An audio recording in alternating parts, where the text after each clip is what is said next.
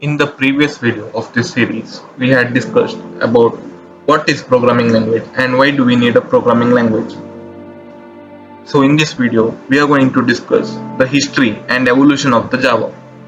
In order to have a good understanding of Java, we need to know the reason behind its creation, the legacy it inherits, and evolution over years. In this video, we will discuss about why Java came into existence, why this language is so important, and evolution of Java over years.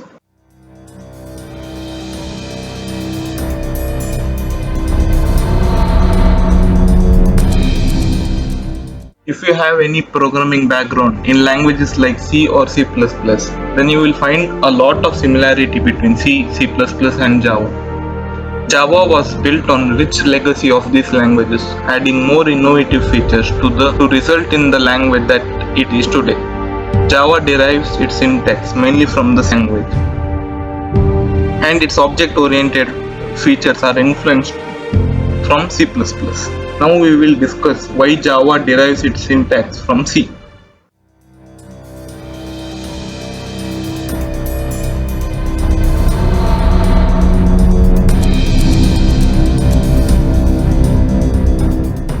In the early 1960s, there was a huge quest for a structured programming language. The creation of C was a direct result of need for a structured, efficient and high-level language that could replace assembly code. Earlier languages like BASIC, COBOL and Fortran were not designed around structured principles. Therefore, this led to development of C language in 1970s. The result was efficient, powerful and easy to learn language. The C language found wide and rapid acceptance in programming community.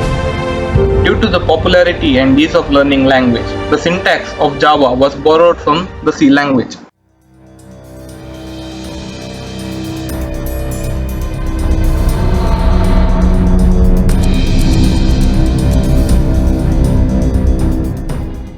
C language was so successful and useful. Why do we need other languages?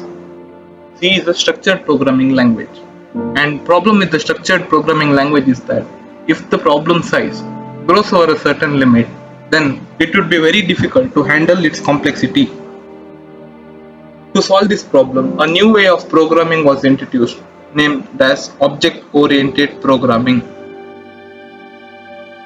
Object-oriented programming helps to manage complexity through use of inheritance, encapsulation, and polymorphism. We will be discussing about these features in great detail in further videos, so subscribe.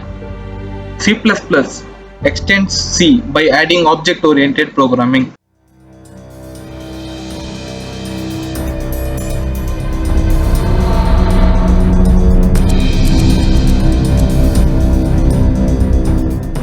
In the late 1980s and early 1990s, object-oriented programming using C++ took hold.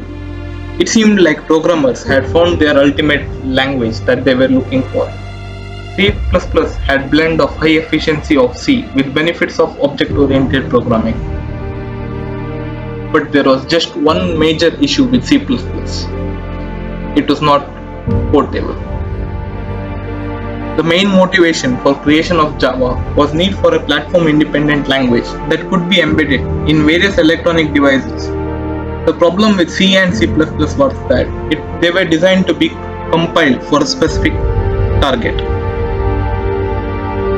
To be compiled for each type of CPU that the electronic system used as a controller.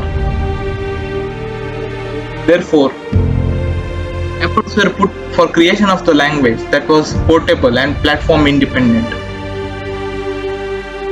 Write code once and compile once. That code could run on variety of CPUs under different types of environment. These efforts led to creation of Java. Bytecode allowed Java to solve issues of both portability and security. We will be learning about JVM bytecode in upcoming videos. So stay tuned. So please Saraka, whatever.